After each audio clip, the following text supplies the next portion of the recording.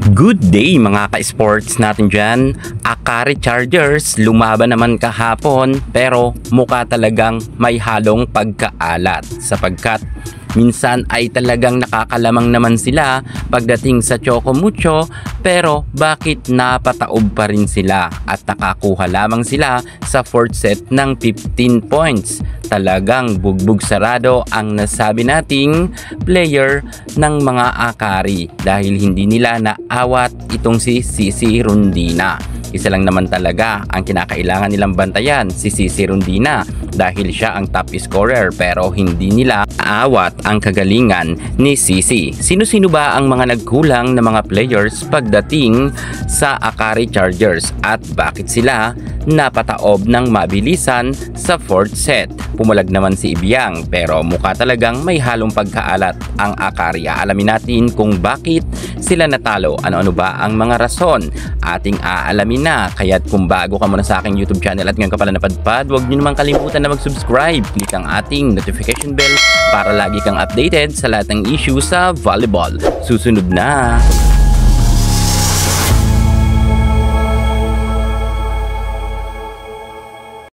Akari Chargers lumaban pero kinulang sa puwersa. Halos hindi nga sila pinaporma pagdating sa fourth set. Okay naman sapagkat nanalo naman sila pagdating sa third set pero hindi na nga ito nasundan at medyo hindi na talaga nakaporma si Ibiang kahit sabihin natin na malaki ang kanyang naiambag sa kanyang team pero wala naman halos sumabay maliban kay Faith Nisperos. Hindi kagaya pagdating sa Choco Mucho na halos karamihan ng mga players dito ay nag-level up sa galing at kahit sabihin natin na medyo off nga ang naging laro ng ibang players ng Choco pero ang mga star players naman ng Choco Mucho ay nagkaroon ng double digits at marami rin nagawang ambag kahit nga ang kanilang mga bench. Pero pagdating sa nasabi nating Akari, medyo tumagilid talaga sila pagdating sa fourth set kung saan nga si Ivy Lacsina ay hindi na naigawang ipanalo pa ang kanyang team dahil nga bumaba ang level ng nilaro ng Akari. Well, eto na nga mga ka-sports, atin ang pag-uusapan ang mga players na nagkulang sa Akari kung kaya sila natalo. Unahin na nga muna natin dyan ang kanilang middle blocker. Maliban kay Fifi Sharma na naka-double digits 10 points, si Camille Victoria ay nagkaroon lamang ng 5 puntos. Kung kaya medyo hindi rin talaga masyado nakaambag ng marami itong si Victoria. Bagamat magaling siya pero kita naman natin na hirap rin siya magkaroon ng scores.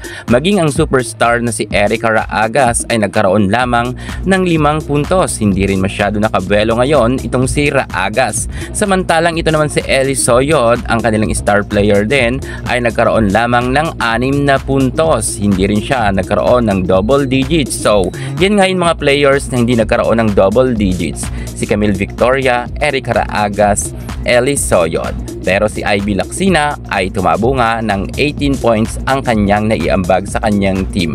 At si Faith Nisperos ay nagkaroon ng 13 points at si Fifi Sharma ay 10 points. Silang tatlo lang nga yung nag-level up. Maliban rin kay Camille Cal na kahit setter ay nagkaroon naman siya ng 8 points. Level up rin ang galing ngayon ni Camille Cal. Gayunpaman, talo talaga sila ng Choco Mucho. Medyo ma-error rin kasi sila pagdating sa fourth set kung kaya napatiklop nga sila. Sa ngayon ay pabagsak na nga ang nasabi nating standing ng Akari samantalang ang Choco Mucho ay umakyat nga sa top 4 ang kanilang standing. So titingnan natin mga ka-sports natin dyan kung papalagbaba ang Choco Mucho sa mga susunod na games at aangat pa ang kanilang standing dahil meron pa naman silang mga natitirang games at ang Akari umangat kaya ang kanilang standing dahil meron pa silang mga makakalaban rin pero malalakas ang natitirang kalaban rin ng Akari.